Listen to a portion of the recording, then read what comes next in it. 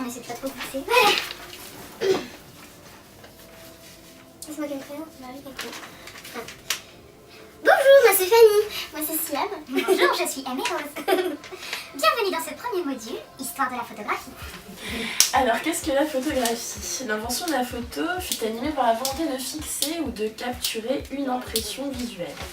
La photographie a vu son évolution s'acheminer via un certain nombre de grands noms. Elle démarre véritablement au XVIIIe siècle, notamment avec ses pionniers les plus importants, à savoir Joseph Niepce et Louis Daguerre.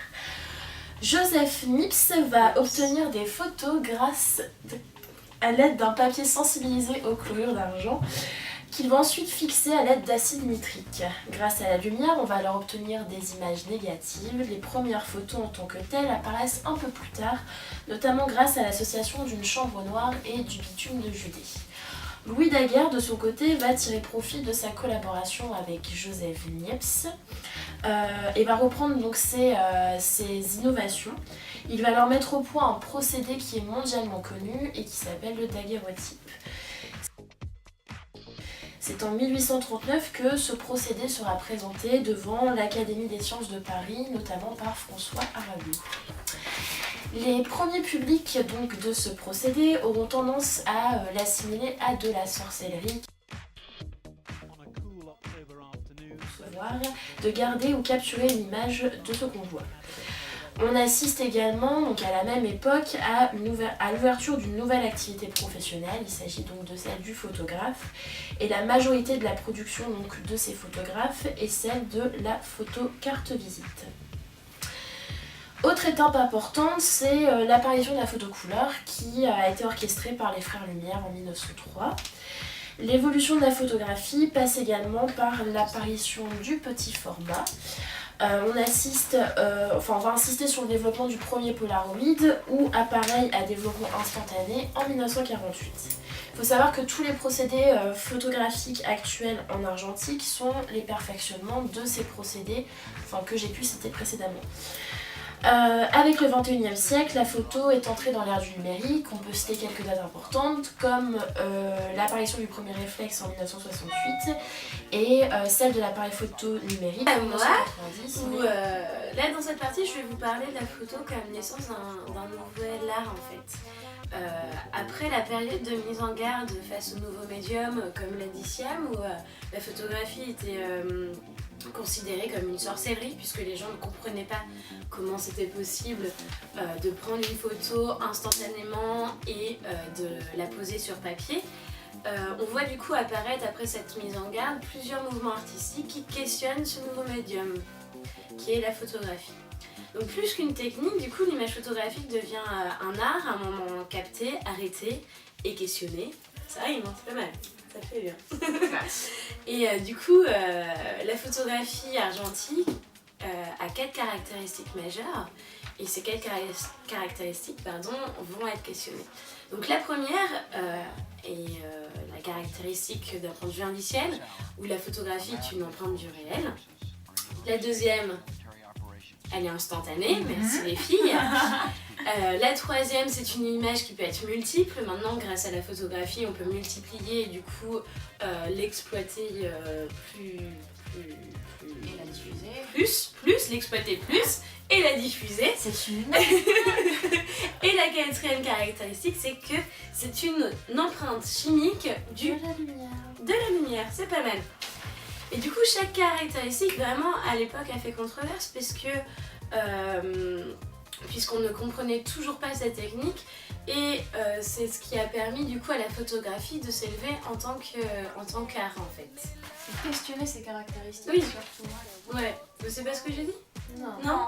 Ok, donc c'est vraiment questionner les caractéristiques qui ont fait s'élever la photographie en tant qu'art. Qui ont permis de justifier cette pratique en fait. Voilà, bon c'est beaucoup mieux. Et du coup à partir de 1885, on voit plusieurs mouvements artistiques apparaître, dont le premier qui s'appelle le pictorialisme, qui vraiment se situe entre l'imitation de la gravure et de la peinture. C'est le premier mouvement artistique qui questionne la technique de la photographie. Pardon. Et du coup les artistes de ce mouvement privilégie vraiment l'intervention humaine, le modèle, en tant que créateur. Ça va, c'est compréhensible. Oui, là, au moins. je comprends. Voilà.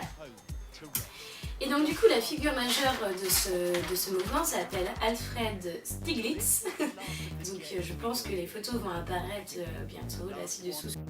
Qui fait le montage, donc si vous avez toute question ou problème, posez. Donc voilà. Donc blague à part, après ce mouvement de pictorialisme, on voit apparaître un deuxième mouvement qui s'appelle la nouvelle objectivité, qui est vraiment en opposition au premier.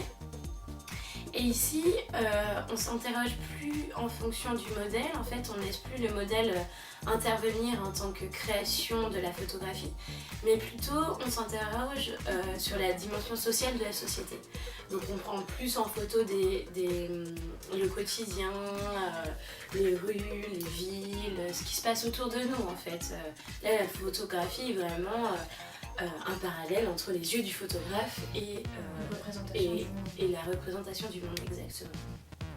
Et donc du coup, nous on a pris comme grand photographe et comme exemple du coup Paul Strand, qui en 1917 a fait une série qui s'appelle Blind et qui photographe des aveugles et qui du coup questionne vraiment la laideur, la souffrance et le quotidien de personnes handicapées. Donc on recentre vraiment à partir de ce mouvement sur la fonction première de la photo, qui est vraiment la photographie comme mécanique et comme précision instantanée de ce que l'on peut voir. Un peu plus tard, en 1919, du coup, on voit apparaître un troisième mouvement qui s'appelle le surréalisme, où là, on s'oppose complètement du premier mouvement qui était le pictorialisme, de la nouvelle objectivité, puisque là, on questionne pas le beau, il n'y a pas de recherche de morale ni de beau, on puise vraiment dans l'inconscient. Et les photographes qui travaillent, qui font partie de ce mouvement, en fait, veulent retenir la pensée à travers la photo. Faire de la photo une empreinte de la pensée, d'accord.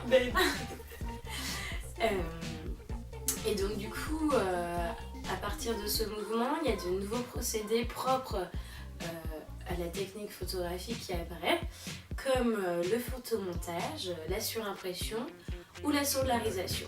Donc les artistes majeurs de ce mouvement sont Dali, Max Ernst ou Man Ray, qui utilisent ces procédés pour la création. Donc voilà, c'est vraiment la période à partir de 1885 jusqu'à 1920 à peu près, où la photographie commence à se démocratiser et où on voit complètement des artistes se questionner d'un point de vue artistique sur cette nouvelle technique. Maintenant je vais laisser la place à Aimée du coup, qui va vous parler plutôt de la photographie comme un nouveau genre. À partir des années 1950, avec la société de consommation, en fait, va faire qu'il y a une diffusion massive des appareils photo. Et ça va provoquer du coup une explosion de la photographie et surtout de la pratique amateur de la photographie. Et ça, J'aurais pas dû prendre de coca. c'est pas grave.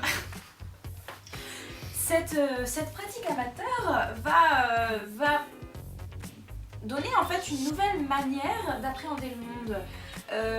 Alors que les peintres vont représenter le monde et donner leur vision à eux du monde sous forme de peinture, la photographie, elle va en faire une empreinte du monde, une image enregistrée, empreinte du réel. C'est ce que Fanny a développé tout à l'heure. Et c'est très important dans l'histoire de la photographie. Alors ce que va aussi, ce que fait la nouvelle technique, oui.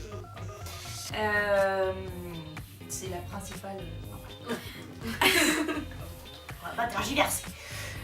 Ce que va permettre également la diffusion massive de ces appareils photo, c'est un nouvel usage du portrait qui va apparaître. Parce que, premièrement,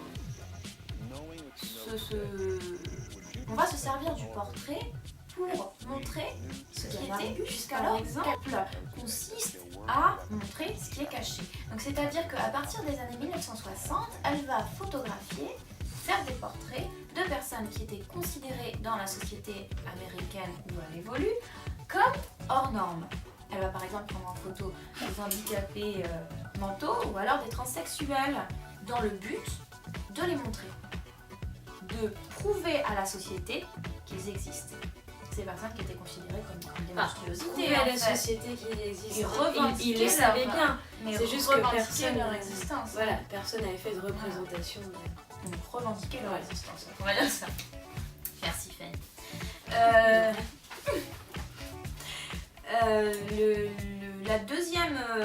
Le deuxième usage du portrait qui va du coup arriver avec la diffusion des appareils photo et de la photographie amateur, et ben c'est le portrait qui va servir en fait à fonder sa propre identité, l'identité des individus. C'est-à-dire que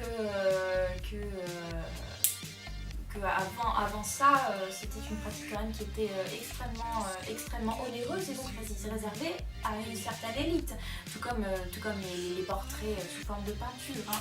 Bon, bah là à partir de ce moment-là, on va pouvoir du coup se prendre en photo. Avec les années 90, apparaît l'ère du numérique qui va vraiment véritablement révolutionner la photographie dans la mesure où on peut, à partir de ce moment, modifier les photographies en fait. On va pouvoir réaliser ce qu'on appelle de vraies fausses photographies, de vraies fausses images. Du coup, la photo qui, jusqu'alors était considérée comme une vérité, cette photo empreinte du réel, on considérait vraiment que c'était une preuve de véracité, elle va perdre toute sa valeur de vérité. Quand on parle d'image virtuelle, par exemple, on parle d'une image qui va montrer des mondes qui sont complètement imaginés, créés de toutes pièces, donc des mondes qui sont simulés et finalement complètement illusoires. Et là, on voit un danger dans ces images virtuelles, puisque en optique, en fait, une image virtuelle, c'est une image, la définition, hein, c'est une image qui est produite par la prolongation des rayons lumineux. Donc par exemple, ça va être l'image c'est l'image source, l'image de base, celle par exemple qui y est dans le miroir. Or, vous savez ce qui arrive à la petite fille qui tombe dans le miroir? Oui. Alice, elle vit complètement dans ses rêves. Vous savez ce qui arrive aussi au monsieur qui se trouve tellement beau qu'il plonge dans l'eau en regardant son reflet? Narcisse, il en meurt. À partir de ce moment-là, on voit la photographie quand même comme un danger quand elle commence à nous tromper finalement, quand elle n'est plus la vérité. Et donc aujourd'hui, il y a un certain paradoxe qui existe, qui est né entre les captures d'images qui sont absolument instantanées, donc prises sur le réel, permises par ces nouveaux appareils, et puis en même temps cette méfiance qui est de plus en plus croissante, cette mise à l'écart de la photographie, cette distance de l'image qu'on a, puisque on sait pertinemment qu'elle peut être truquée.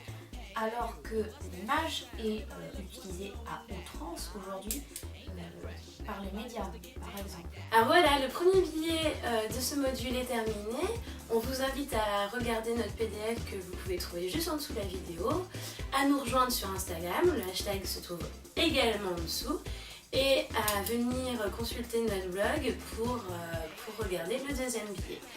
Et est-ce que j'oublie quelque chose? Je pense, oui, très important. Le quiz. Voilà, bon, bah, douche.